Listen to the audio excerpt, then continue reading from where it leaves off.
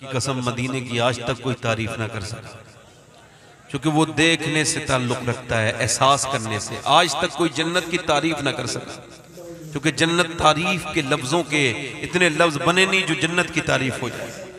और ऐसे ही खुदा की कसम कोई मदीने की भी तारीफ ना कर सका। कोई कैसे बताए मदीना क्या है? मेरा अर्ज करने का मतलब है, इसका हल्का सा भाई माइक का आप जो है वो इसका बेस बढ़ाएं, इको कम करें और आवाज को सेट कर दें। मैं अपनी तकरीर शुरू कर रहा हूं। मैंने अर्ज करने का मतलब यह है कि अल्लाह ने आपको जो सबसे ज्यादा कीमती चीज दी है वो वक्त है। आपको इस बात पर यकीन कर लेना चाहिए कि आप सालों के साथ जिंदा नहीं हैं, सांसों के साथ जिंदा हैं। यानी आपकी जो जिंदगी है ये सांसों पर इसकी गिनती पूरी हो रही है। जब सांसें पूरी तो जिंदगी, इधर देखो, जिंदगी, सांसें पूरी तो जिंदगी पूरी। मौलाए कायनात फरमाते हैं ये जो तू सांसें ले रहा है तेरी नजर में सांसें हैं, मेरी नजर में मौत की तरफ बढ़ते हुए कदम है। अल्लाह, जिन लोगों को जाना हो जल्दी से उठ के चले जाएं, चूंकि ऐसा होता है कि रात ज़्यादा हो जाती है तो लोग थक जाते हैं। ज़रूरत ज़्यादा ज़रूरी हो तो चले जाओ। वैसे जिन घरों में आप जा रहे हो ऐसे घरों से बहुत से लोगों को निकाल के कब्रिस्तान में डाल के उनके घर वाले चले गए और फिर वो वापस कभी देखने भी नहीं आते। बारिश होती है तो लोग अपनी छतों को तो देखते हैं मगर अपने बाप की कब्र को जाके कोई नहीं देखता कि किस में कितना पानी चल गया है। वो बनाने वाला मकान वो आज कहाँ है, उसकी नाक की तरफ से पानी घुसा है या मुंह की तरफ से पानी घुसा है, वो कैसे पड़ा हुआ है, उसके बारे में कोई नहीं गौर करता। आप जिन घरों में जा रहे हैं इन घरों से आपको और मुझे एक दिन निकाल दिया जाएगा। एक बड़ा बेहतरीन गुलकार जिसको इनाम में गाना गाने के इनाम में मर्सिडीज मिली, BMW मिली, पड़ोसी मुल्क का, उसने वर्ल्ड टूर किया, अलग अलग मुल्कों में जाके गाने गाए। 17-18 साल की उम्र में मशहूर हो गया। 19 साल की उम्र में शादी की। शादी वाले साल ही उसको एहसास हुआ कि उसकी कुछ तबीयत खराब है। और जब तबीयत खराब हुई, एक घर उसका एक शहर में था, दूसरा दूसरे शहर में था, और वो एक दिन एक शहर में रहता था, दूसरे दिन दूसरे शहर में रहता था। अब हालत उसकी ये थी कि लोग उसको सलूट करते थे, गाड़ी का दरवाजा नौकर खोलता था, नौकर चाकर थे। मगर कुछ दिनों के बाद ये हुआ कि तबीयत बिगड़ने लगी। अचानक जब एक दिन तबीयत बिगड़ी तो डॉक्टरों ने उसको बताया कि तेरे दोनों गुर्दे फेल हो चुके हैं। और जब गुर्दे उसके फेल हुए, अब 2 बच्चे उसके हो चुके थे और डायलिसिस लगातार हो रहा था। डायलिसिस में और ऑपरेशन में उसके दोनों घर बिक गए, सारी गाड़ियां बिक गईं। वो इंसान जो कल तक जिसकी तूती बोलती थी, दरवाजा भी कोई दूसरा खोलता था, उसको वक्त ने, वो मैं कहता हूं ना, वक्त को वक्त दो वरना वक्त तुमको वक्त नहीं देगा। वक्त को वक्त दो वरना वक्त आपको वक्त नहीं देगा, बल्कि वक्त आपको बर्बाद कर देगा। न जाने कितनों को बर्बाद किया है, मेरे जैसे और आपके जैसों को न जाने कितनों को वक्त ने बर्बाद करके रख दिया है। वक्त न किसी को छोड़ता नहीं है। वक्त ने न जाने कितनों को तमीज सिखाया है। याद रखना इस बात को। तो अब जब उसका इलाज लगातार होता रहा, उसका घर बिक गया, मकान बिक गया, सब कुछ बिक गया। उसके भाई ने अपना गुर्दा दिया, वो भी फेल हो गया। यानी अब उसका एक भाई एक गुर्दे वाला रह गया, उसकी बीबी जवान, उसके दोनों बच्चे, और उसके इलाज के लिए अब उसने भीख मांगना शुरू किया। अब वो जो है सोशल मीडिया पे भीख मांगने लगा, कोई मेरी मदद करो, मेरा डायलिसिस होने के लिए मेरे पास पैसे नहीं। सोचो तो 2 साल पहले तक जिसके पास मर्सिडीज और BMW जैसी गाड़ियां थी, और उसके 2 साल के बाद ऐसा वक्त बदला कि फिर वो भिखारी बन गया। अब जरा गौर करो, मरने से एक दिन पहले जब वो अपने बच्चों के सर पे हाथ रखता था, अच्छा देखो तो जरा गौर तो करो, कभी फील तो करो, उस आदमी ने अपने बच्चों के सर पे हाथ कैसे रखा होगा जिसको पता चल गया कि थोड़ी देर के बाद मैं मरने वाला हूं। डॉक्टर ने जिससे कह दिया है अब तू बचेगा नहीं बल्कि मर जाएगा। मुझे बताएं आप उसने कैसे हाथ रखा होगा अपने बच्चों के, जब वो अपने बच्चों के सर पे हाथ रख के रोता था, अपनी जवान बीबी को देख करके आंसू बहाता था।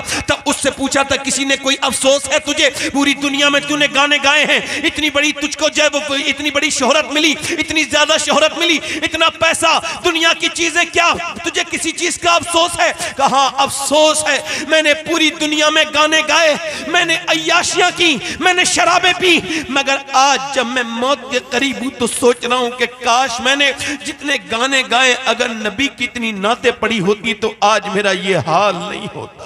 अल्लाह, आज मेरा ये हाल नहीं होता। हुए बेनिशान नौजवान कैसे कैसे हुए बेनिशान, नौजवान कैसे कैसे, जमीन खा गई आसमां कैसे कैसे, कैसे कैसों को मौत ने आ लिया। और आपको भी आकर के मौत रहेगी और मुझे भी आकर के मौत रहेगी।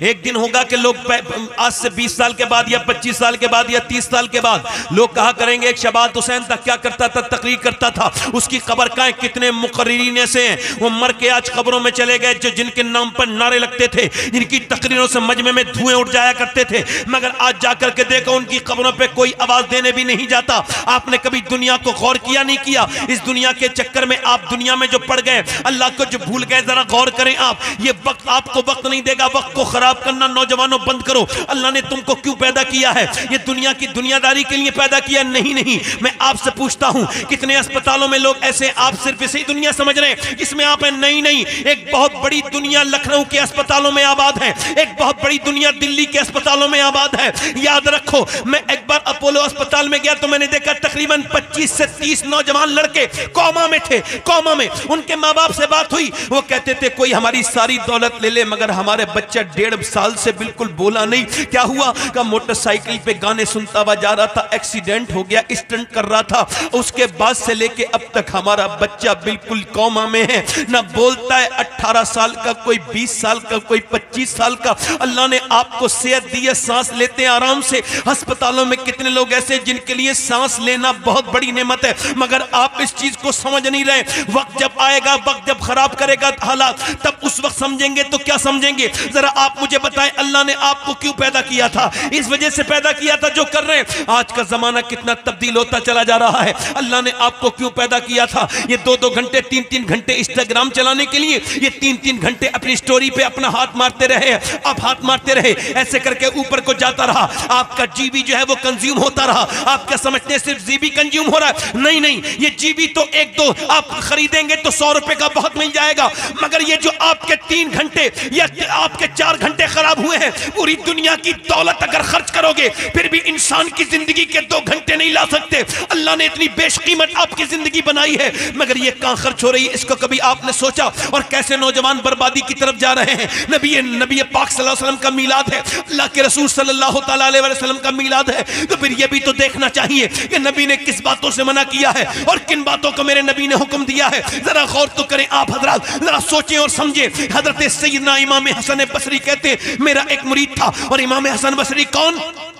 मौलाए कायनात के खलीफा, जिन्होंने उम्मुल मोमिनीन उम्मे सलमा का दूध पिया है। वो कहते हैं मेरा एक हाफिज कुरान मेरा मुरीद था। वो एक दिन मेरे पास आया, कहने लगा हुजूर मैं बर्बाद हो गया, कहीं का नहीं बचा। मैंने कहा क्या हुआ? कहने लगे हुजूर बात ये थी कि एक लड़की का मैं पीछा कर रहा था, उससे टनाटन। हाफिज कहाँ जा रहे हो भाई, रुमाल वाले भाई? कोई गलती हो गई मुझसे क्या? कोई गलती हो गई तो माफ कर देना भाई। वैसे आप कभी डीएम के सामने से ऐसे उठ के नहीं जा सकते, किसी दरोगा के सामने से भी नहीं उठ सकते। अल्लाह ताला हमको हुजूर की जिक्र की ताजीम करने की तौफीक अता फरमाए। आमीन। जब कोई बीच में से उठता है तो मुझको ऐसा लगता है कि ये शख्स जो उठे हैं, अल्लाह ताला इन पर रहम करे, इनको हुजूर की बातों से कोई मतलब नहीं है। ऐसा लगता है मुझे, हो सकता है कि मतलब हो, मगर लगता तो यही है ना कि बिल्कुल मेन वक्त में जब कोई बात कर रहा है तो कोई उठता है। अब मैं एक बार और हाथ जोड़ लेता हूं आपसे, किसी साहब को जाना हो तो जल्दी चले जाएं, मैं 5 लोगों को ही सुना दूंगा, मगर वो लोग ऐसे होने चाहिए जो बैठ के सुने। ऐसा नहीं कि वो बिल्कुल उठ जाए कभी भी, ऐसा नहीं, ये इसमें ये ठीक नहीं है और इससे कोई फायदा आपको मिलेगा नहीं। जब इतनी सीरियस बातों में कोई उठता है तो ऐसा लगता है कि क्या करें बताएं। अब मजाक करना शुरू कर दें जल्दी में, क्या करें बताओ? डायलॉग बाजी शुरू कर दें? मैं डायलॉग भी जानता हूं। मैंने पहले कहा था जैसे जाना उठ के चले जाए, कहा था नहीं तकरीर की शुरू में। और किसी साहब को जाना, मैं उनसे नाराज नहीं हूं, फिर भी आप में से कोई जाना चाहते हो तो चले जाए। अब बेटे उठिएगा मत, कोई आए तो यहीं बैठे रहना, ठीक है। दुरूद शरीफ पढ़ लीजिए।